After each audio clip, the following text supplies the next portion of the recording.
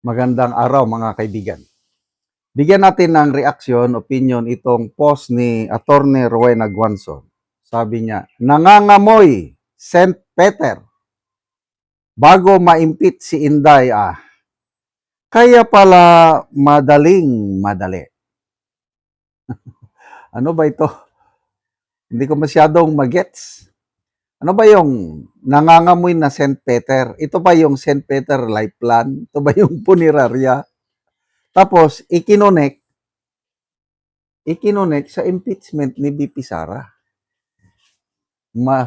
Minamadali dahil nandyan na si St. Peter. Tumatawag na. Roll call. Oh. Comments. Basa tayo sa mga comments. Ano ba? Hindi ko maintindihan. Kahapon, ang dami kong meron daw stage cancer.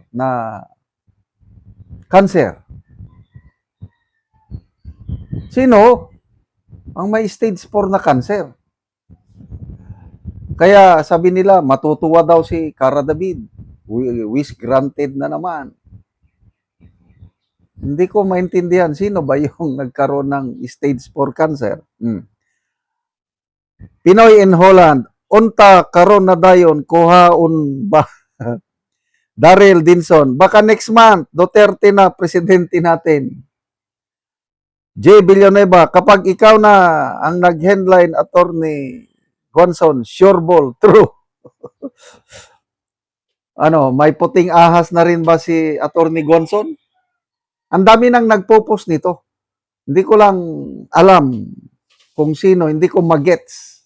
Mahina ako sa mga ganitong blind item. Sino yung nagka-stage 4 cancer? Pasensya na kayo. Ang lakas naman po ni Cara David. Paki-expedite, ha. Another wish come true. Sana si Cara David. Kati Hilario, attorney, legit na ba? Kasi magdadasal na kami ng puspusan. Huwag naman. Masama po yung yung ipagdasal mo ng masama yung kapwa-tao. Hindi po ganyan ang turo ng Panginoon. Ano bang turo ng Panginoon? Love your enemies. Do good to those who persecute you. Pray for those who persecute you. Yun po ang turo ng Panginoon. Pag sampalin ka ng kaliwa, ipasampal mo rin yung kanan. Grabe ang utos ng Panginoon. No? Hirap sundin. Ito, actual, nung medyo magulong-magulo pa ang Mindanao na nag-away ang Muslim at Kristiyano. Kinakausap ko ang mga Kristiyano na huwag, kasi talagang gantihan eh. So kinakausap ko ang mga Christian pastors na Muslim, kapatid natin yan, kapwa nating Pilipino, huwag tayong makipag-away. May isang pastor, I'm sorry sir, sabi ng pastor, alam ko, utos ng Panginoong yan, na love your enemies. Kailan, anong love your enemies na papatayin din kami? Sabi niya. Kaya, habang nag-pre-preach ako, sir, sa totoo lang, sabi ng pastor, sa pulpito, nandyan, kailang may importin ako dyan sa tabi ko. Kasi kung lusobin kami nila, nung kasagsagan pa ng away ng Muslim at Kristiyano, sa ngayon, hindi na. Pasalamat tayo kay Tatay Digong, siya ang nagpahinto niyan. Kasi dahil kay Tatay Digong, napirmaan ang peace, anong tawag doon? Final peace agreement with the MNLF and MILF. Kaya wala na. Ba't nung kasagsagan? Yung pastor sabi niya, hindi pwede. Survival ito.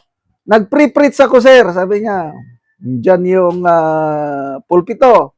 Sa tabi ko, may M14 ako dyan. Hindi ko makalimutan. Ang hirap sundin yung love your enemies. Love your enemies. Ganito rin ito.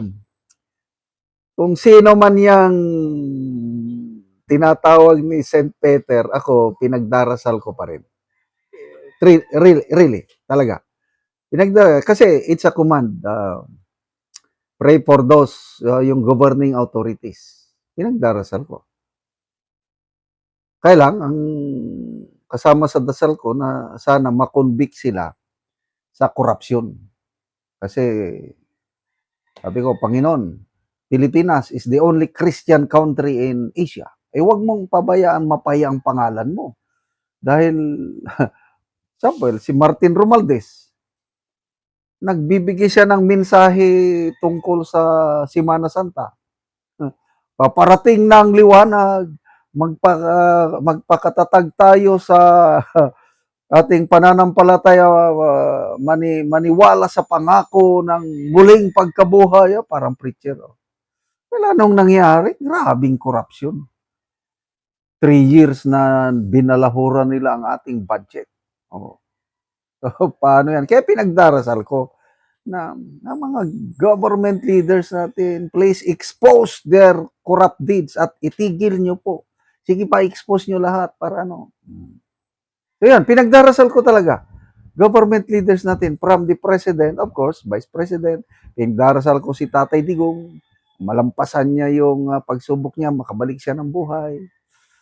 Yan. Mahirap sundin yung kailan kung Bible reading ko kanina, sabi ng Panginoon, yung gustong maging disipulo ko, you must deny yourself, take up your cross and follow me. Normal yan sa tao, pag may kagalit ka, gaba, sana, gano'n. Yan, that's human nature. Kailan, if we are really followers of Jesus Christ, we must deny ourselves. Kung ano ang kalooban ng Diyos, dapat yun ang sundin natin. Balik tayo dito. Legit na ba yan? Grade 4 na daw, attorney.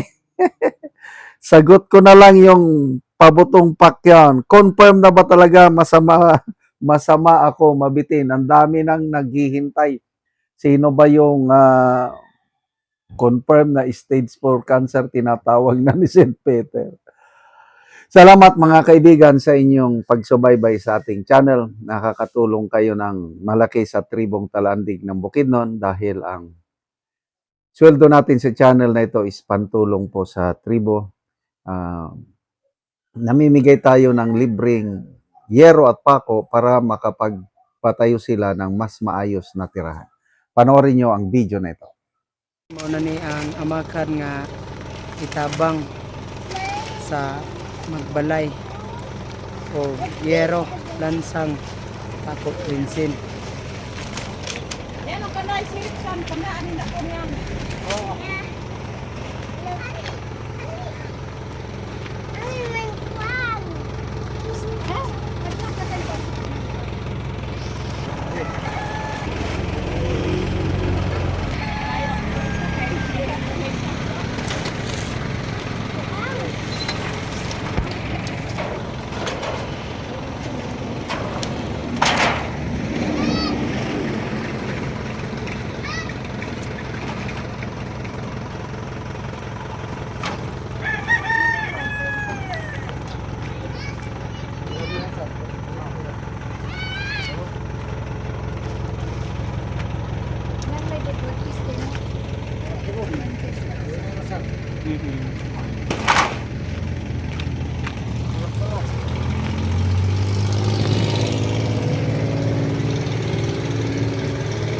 Karon mo na ni ang itabang mga habol o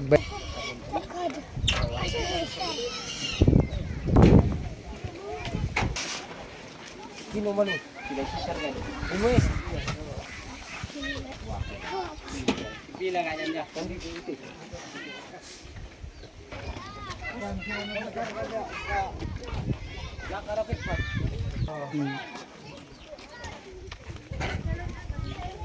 salamat yun kaayo sa nag-sponsor ani o labi na sa Ginoo nga nagtabang sa mga tao nga nagkalisod. So muna ni ang mga yero nga itabang mga lansang